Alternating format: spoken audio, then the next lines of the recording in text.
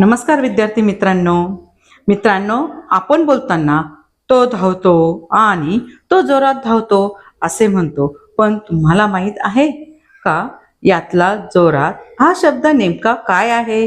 आणि त्याचबरोबर टेबल व टेबलावर यातला वर शब्द वाक्याचा अर्थ कसा बदलतो? आजच्या व्हिडिओमध्ये आपण मराठी व्याकरणातील दोन महत्त्वाचे खांब म्हणजेच क्रियाविशेषण आणि शब्दयोगी अव्यय अत्यंत सोप्या पद्धतीने शिकणार आहोत। बघा, पहिला भाग आपण काय घेणार आहोत याच्यामध्ये क्रियाविशेषण अव्यय। क्रियाविशेषण अव्ययाची व्याख्या काय आहे? क्रियापदाबद्दल अधिक माहिती सांगणाऱ्या शब्दाला क्रियाविशेषण अव्यय असे म्हणतात।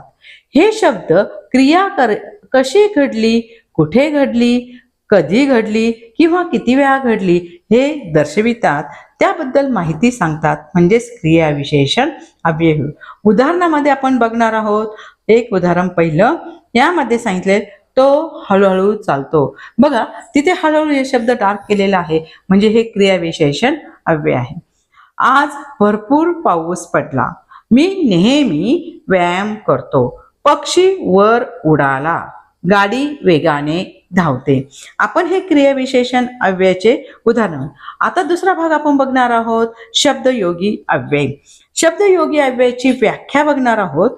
जे शब्द नामाला किंवा सर्वनामाला जोडून येतात आणि त्या शब्दांच्या वाक्यातील इतर शब्दांशी संबंध दर्शवतात त्यांना शब्दयोगी अव्यय म्हणतात।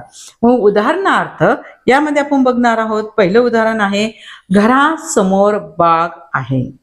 दुसरं बघणार आहोत, टेबलवर पुस्तक आहे। टेबल पण वर पुस्तक आहे। त्यानंतर झाडाखाली मुले खेळत आहे। पुढचं, आईसाठी फुले आणली, शाळेपर्यंत चालत जा। बघा विद्यार्थी मित्रांनो, तुम्हाला अशा व्याकरणाच्या ज्या काही महत्त्वाच्या व्हिडिओ पाहिजे असेल तर तुम्ही माझ्या चॅनलला सबस्क्राईब करा। अशाच नवीन व्याकरणाच्या व्हिडिओ तुम्हाला या चॅनलवरती बघायला मिळतील। धन्यवाद।